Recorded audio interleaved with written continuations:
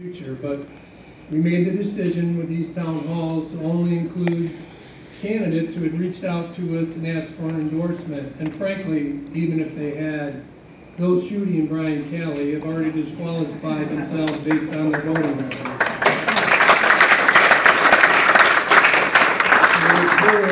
They both support right to work. They both want to repeal prevailing wage, which would cut the wages of Michigan skilled trades men and women. And they both represent a third term for Rick Snyder's failed economic policies, which I don't have to tell you folks in the room have been a total disaster for Michigan's working families.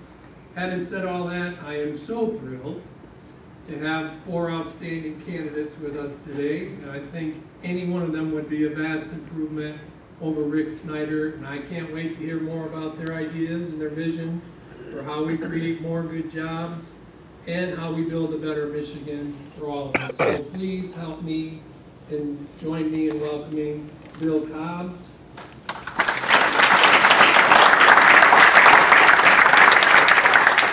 Abdul El-Sayed,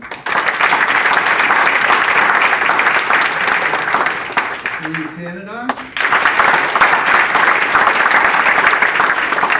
and Gretchen Whitmer.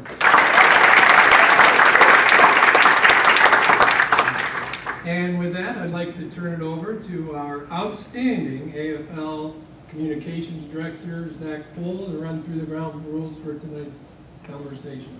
Thanks, Ron. Today we're going to focus all of our questions on improving public education, protecting good public sector jobs, and building vibrant communities.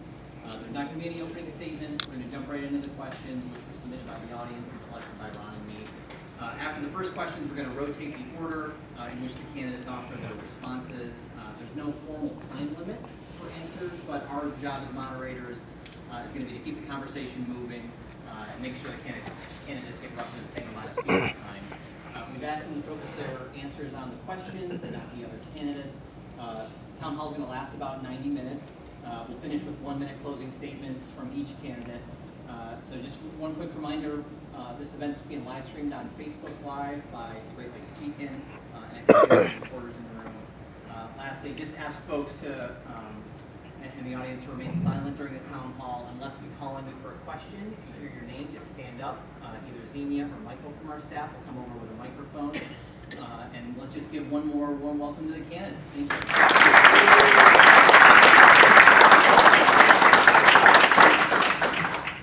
I want to go first to Marina Russo with our first question.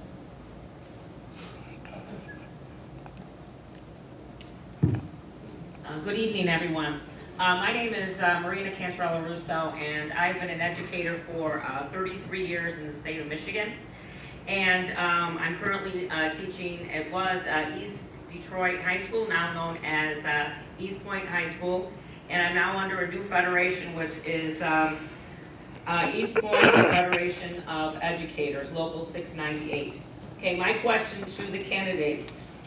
Young people are now are not entering the field of education anymore, and many older experienced teachers like myself are either planning on leaving or retiring. What can be done to encourage young people to go into education and to keep experienced teachers on the job? Sri, why don't we start? Thank you. Good evening, how are you? My name is Sri Tanidar, and I think you've been trained to say my name. And sorry for interrupting your dinner with my commercials. Good question. You know, we need to respect our teachers as the professionals that they are. We need to pay them as the professionals that they are. And once we create an environment where they aren't subjected to bullying because there is not enough support staff in our schools, a lot of it starts with funding our K-12 the right way. And we are severely underfunded, and for young people to come into the teaching profession, we need to be competitive. Look, I ran small businesses for 26 years. So I know a lot about hiring people. hiring good talent, retaining good talent, taking care of my employees. And it starts with paying them well, not tinkering with their retirement plans, respecting them. I've had teachers tell me humiliating stories how they get evaluated, how the testing, excessive testing that goes on in the schools, that makes it harder for them to teach and do what they love to do. So we really need to make the environment, work environment better, pay them well, and perhaps we should give incentives to young people. If they come into teaching and stay into teaching for certain years, their college debt will be forgiven over. That's what I would like to do to encourage them. Thanks, Reed. I should have made it a little clearer to candidates. There's not formal time limits. Stephanie Glidden in the front row there will give you a signal when it's time to start wrapping things up. We just want to make sure candidates are getting roughly the same amount of time. Abdul? Good evening. Honored to be here today, and thank you for the work that you do. Marina, thank you for your question. I really appreciate it. I want to tell you about an experience that I had walking into a first grade classroom on a February day, a bit colder than today, middle of the day, 11 a.m., and you walk in, and the cold hits you, right? Just as you're walking in, as if you walked outside, but you're walking into a first grade class. And you see the first graders, they're wearing their coats, they're all bundled up, they're trying to color between the lines with gloves on their hands. You inspect the outside of the room and you see a mouse dead in the corner, and you know it's been there for days, and nobody's cleaned it up. And then you walk by the gym where those kids are supposed to be able to play outside or out in the gym and play and let their energy out, and you see that the gym floor is buckling because of the amount of mold growing underneath it. That was the circumstance in Detroit City Schools when the Detroit Federation of Teachers decided that enough was enough, and they decided to stick out. As health commissioner, I showed up. We personally inspected those schools. We saw those things, and we did what we needed to do to hold the schools accountable to a level of healthiness of the classroom that was befitting a small child. Right now, there are too many challenges with education, and the reason that young people in my generation have chosen not to go into education is because they're being asked to teach in substandard circumstances. They're being asked to take pay cuts. Each of the past 5 years, educators have taken pay cuts. Because we've seen that right now, we are asking teachers not just to educate, but also to do all of the other things that their students need just to have a healthy life. We got to invest in education again. We have to invest equitably in education. And we're talking about taking $150 million of ESSA money and investing it in teacher salaries, and teacher tenure, and teacher support. If we can empower teachers, teachers will empower our future. Thanks, Abdul. I'd like to start by saying thank you for the work that you do every single day. I am a proud product of the public schools here in Michigan. I'm a proud parent of 2 teenage daughters who are in the public schools in East Lansing right now. But I'll also tell you this, I was raised by a mother who was a teacher in the Lansing public schools. My grandmother taught in the Waterford public schools. My grandfather was the superintendent of Pontiac public schools. I tell you all this because I know that no one goes into education because they think it's going to be a lucrative job. They go into education because it's a calling. It is a passion. It is the backbone of our economy and the backbone of our community. And it's what really levels the playing field so that everyone has a real opportunity to prosper here in this state. And we are failing generations of kids because we have one family on the west side of the state that is basically setting the agenda in Michigan. So I think in order to address the looming education crisis, we have to, number one, hire a governor who's not beholden to the DeVos family.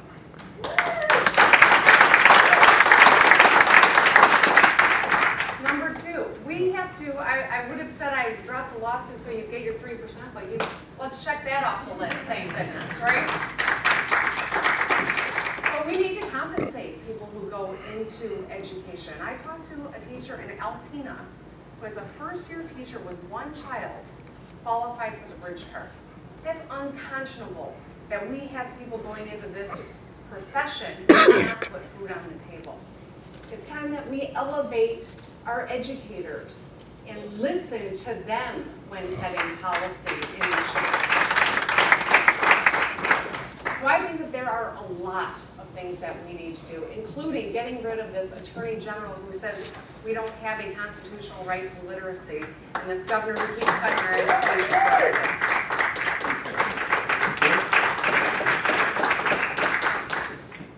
I want to thank you folks for coming out tonight. I hope that when you leave here, you're closer to knowing where you need to be for 2018.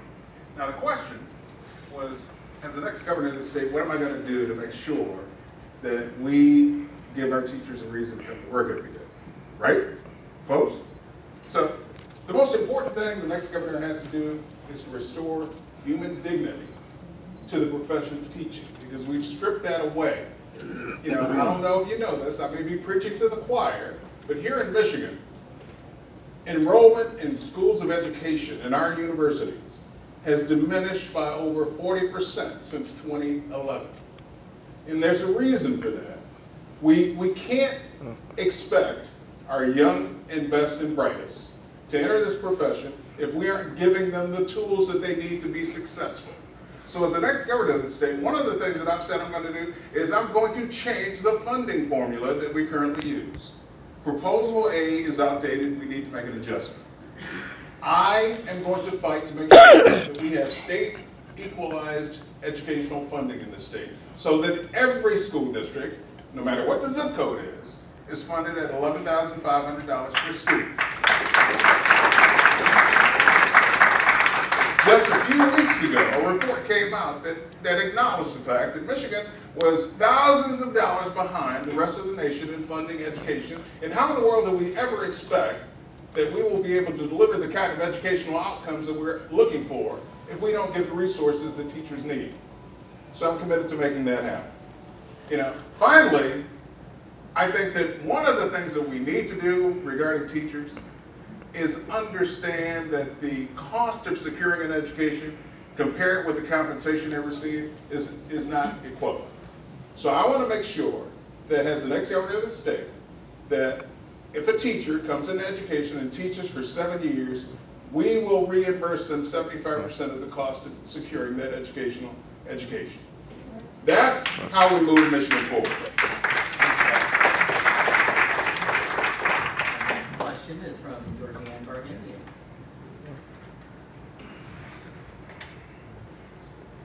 Thank you. I'm Georgianne Bardinian. I'm employed by the UAW, and I'm a member of UAW Local 1981. My question is about charter schools. Our state spends over $1 billion on charter schools, and yet 80% are managed by for-profit corporations. There's very little transparency and accountability despite efforts in the legislature to move such.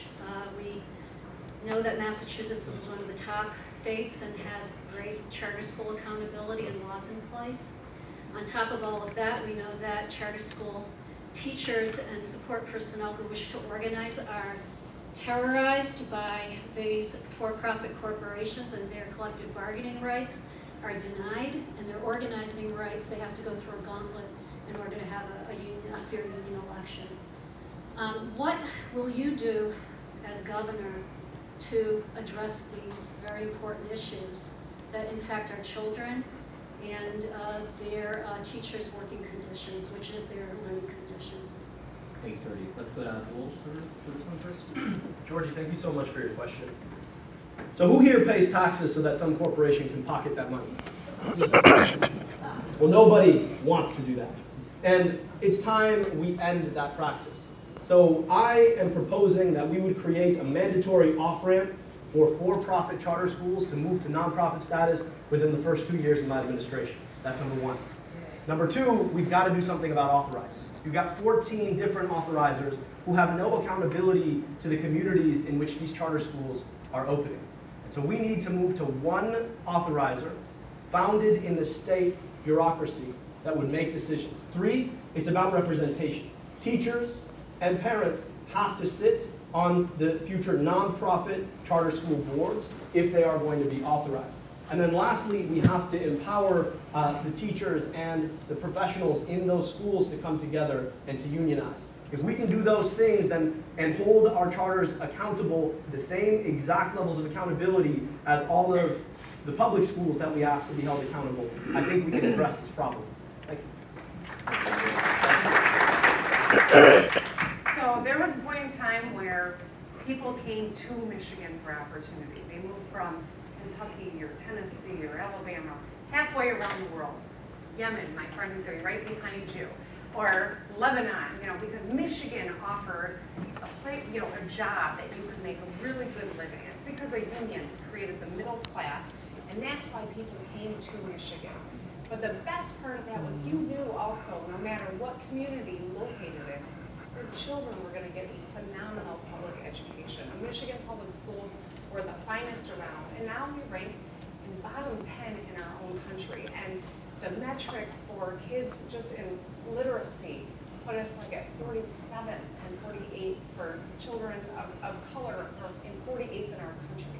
We deserve better. We do. And the proliferation of charter schools under John Engler was what was one of the worst escalators to the downturn of what's happened with regard to education in Michigan. This is a part of the DeVos agenda to undermine traditional public schools. We need a governor who understands how to use the power of the state budget to come down on authorizers who have schools who are not accountable but not having any success. The promise of charter schools was that because they would be free from all the traditional rules, they'd be able to innovate and have greater outcomes for kids, but it hasn't worked. It has not worked. Children in charters are faring worse than children in the traditional public schools, and they all deserve schools that prepare them for life. And so I think that's why it's so important that a governor who understands the general fund, how to use that to bring accountability to these authorizers, has an enormous amount of power, but you gotta have the backbone to see through, and you gotta have the brains to know where it is, and you gotta have the experience to know how to get it done. I think that's crucial.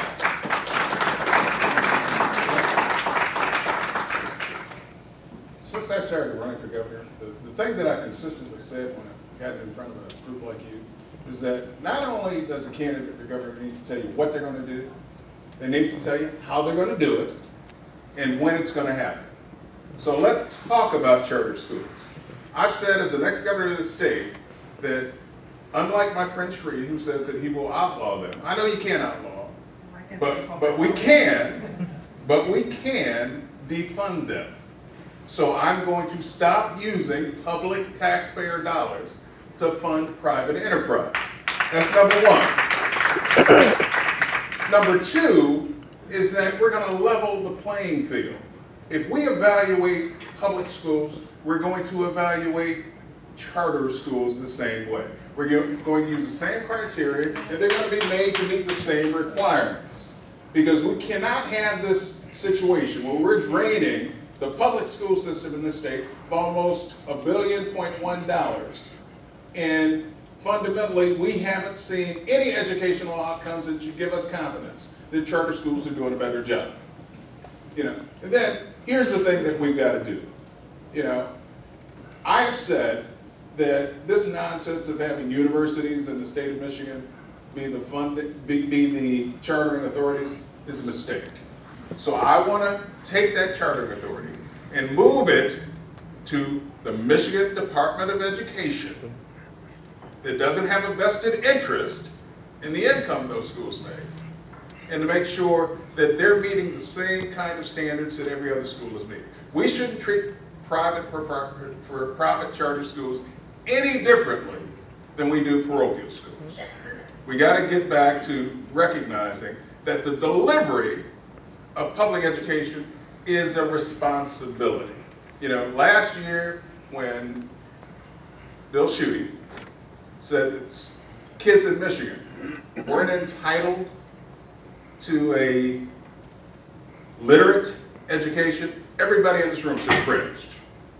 We can't treat our kids like that because our children, whether they live in Battle Creek, Farmington Hills, Bloomfield Hills, or whatever, are the most important product that we have. We gotta keep it moving. Sorry, thank you, Ben.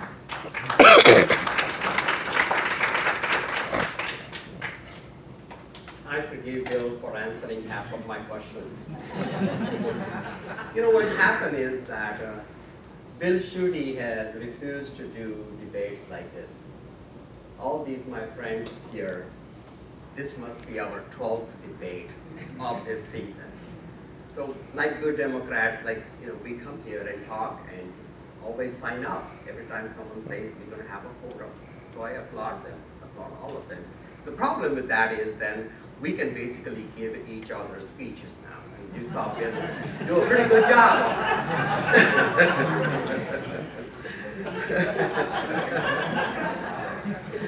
So I want to close down, outlaw for-profit charter schools. Amen. Be it City Boss or any other corporations must not be profiting from our public school dollars.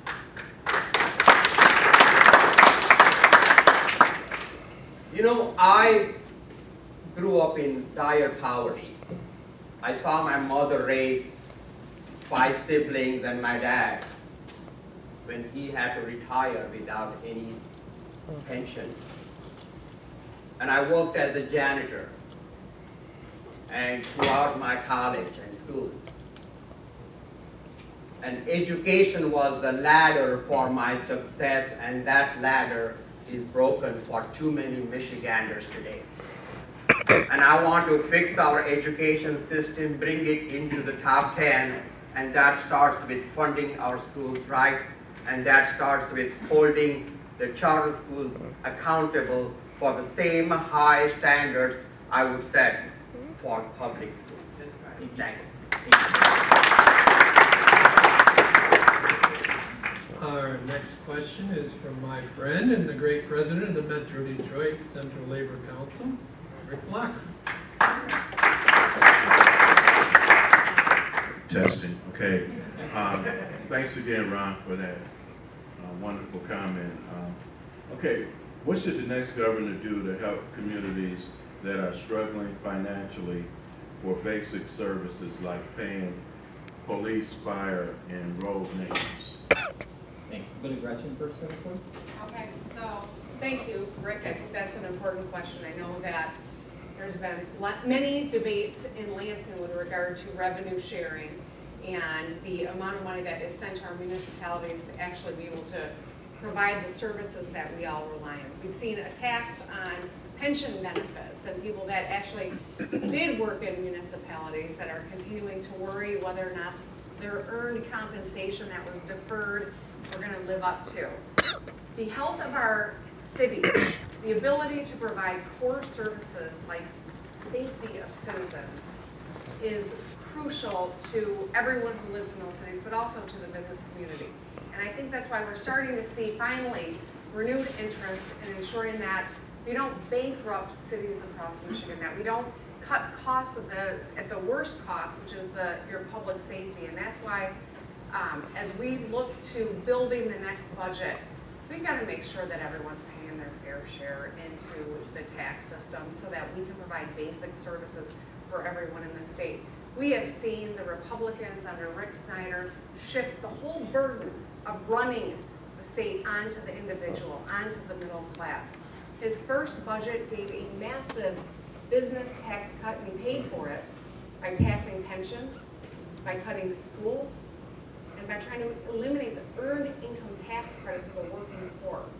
A budget is a statement of your values, not just a balance sheet like this particular nerd governor thinks that it is. And until we get our values straight, we will never level the playing field for people in the state, and that includes core safety for our municipalities in Michigan. Some 40 years ago, I became a police officer in the state of Michigan, in Detroit. At that time, I was making about $5.50 an hour. Today, 40 years later, someone who joins the police department in Detroit makes about $15 an hour, a little more, $16, $17 an hour. We can't expect that we're going to recruit the kind of people that we need to do those jobs in fire, in police, in teaching, if we aren't willing to compensate them appropriately. I have said unequivocally that the most important tool that I will have as the next governor of the state is this. Because I'm going to commit to you today that I will never sign a piece of legislation that comes across my desk that looks like Senate Bill 242 did last year. And in case you don't know what that bill is, that's the Brownfields bill that now allows hundreds of millions of tax dollars to flow into private businesses' pocket at the expense of the citizens. So here's what I want you to do. I want you to repeat after me. Everybody in here who pays taxes, raise your hand. Okay? So we're on the same page. So this is what I want you to repeat. It's my money. It's my money.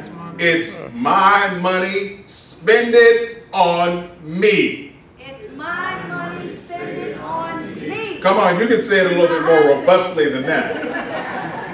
It's my money. Spend it on me. Spend it on me and my husband. We got to stop this nonsense of having our tax dollars for this generation, the next generation, and generations after that flowing into billionaires' pockets who don't need the money. That doesn't make sense. And we're not going to fix a problem if we don't fix that.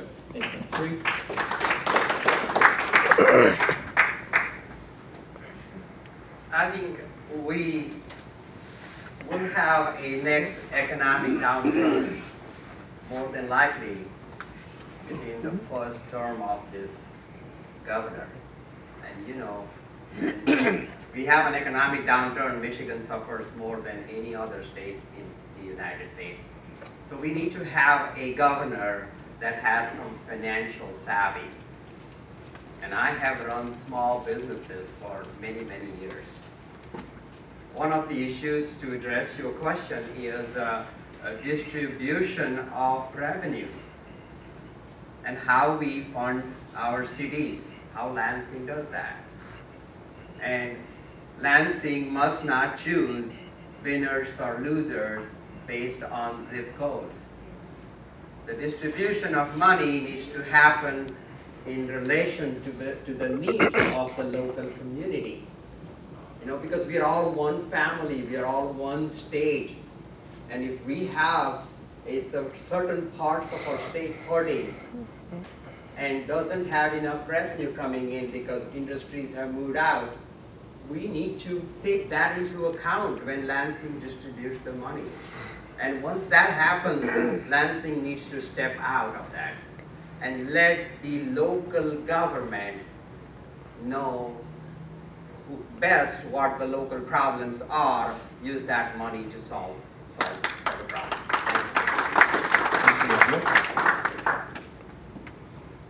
When I was appointed health commissioner in the city, I walked into a department that had been shut down in a city that faced an infant mortality rate that's higher than my father's native Egypt, where our children have triple the probability of being hospitalized for asthma, quadruple the probability of being exposed to lead. They shut down a 185-year-old health department. I know firsthand what emergency management does in local communities. We were left without the means of being able to solve basic things like testing babies for lead. That's the work that we dedicated ourselves to. Now, the reason why is because our state government has hobbled cities like this one. It has said that the people who live here don't matter as much as the folks who live outstate. The ways that we collect taxes and the decisions that are made about revenues and how they're shared have fundamentally said that folks in communities like this one don't deserve basic access to some very basic things. It's time for us to fix that. What I'm going to tell you right now is detailed in our urban agenda. I hope you'll check it out, abdulformichigan.com/cities. What does it mean? Number one, your governor has to commit to abolishing and ending emergency management immediately. Number two, there is a system of revenue sharing. There is constitutional revenue sharing and statutory revenue sharing. And right now, we don't meet statutory revenue sharing, meaning that the collections that the state does on behalf of cities and counties don't go to those cities and counties. They're left without the means of being able to succeed. And so we've got to correct that immediately. And number three, we've got to make sure that local municipalities have the means of being able to levy for their own local sources of revenue that aren't just property tax. right? Because in a city like this one where tax assessments cause foreclosure, we need other sources of revenue. So we as a state have to commit to being able to empower cities and counties to do this on their own. If we do these things, we actually can equip our cities to lead. Now I'll tell you, a lot of folks ask, why didn't Amazon come to Detroit? Right? Why didn't Amazon come to Detroit? And that's because we haven't built infrastructure and we haven't invested in education. If we want to do those things, we have to watch and empower as young people in these communities build the Amazons of the future, rather than just ask certain corporations to come here. That's the future we need, and that means we really have to think how we empower cities rather than hobble them. Our next question is from Julie Bauman from Aspen.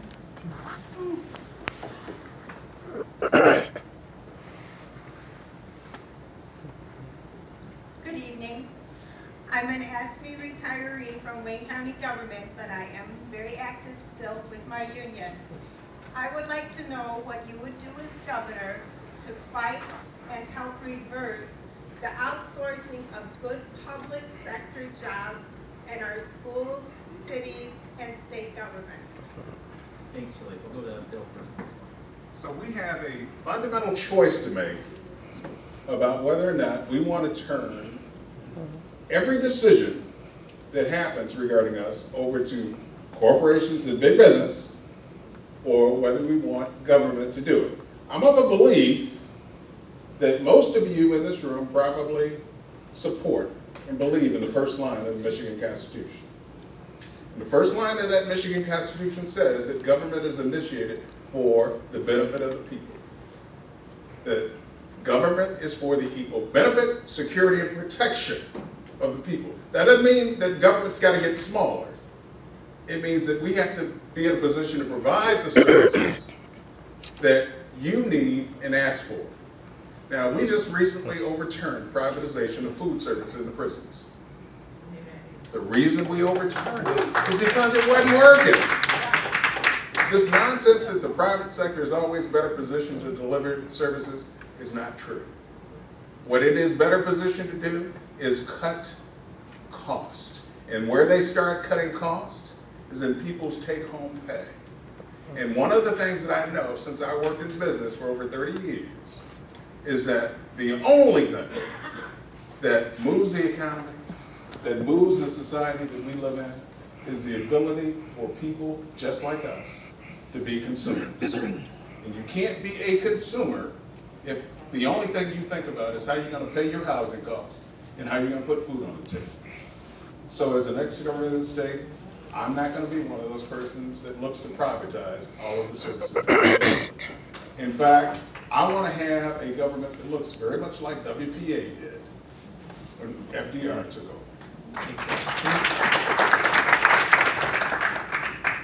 Well, we heard from the Republicans all along that privatization saves money. And none of the privatization has saved money.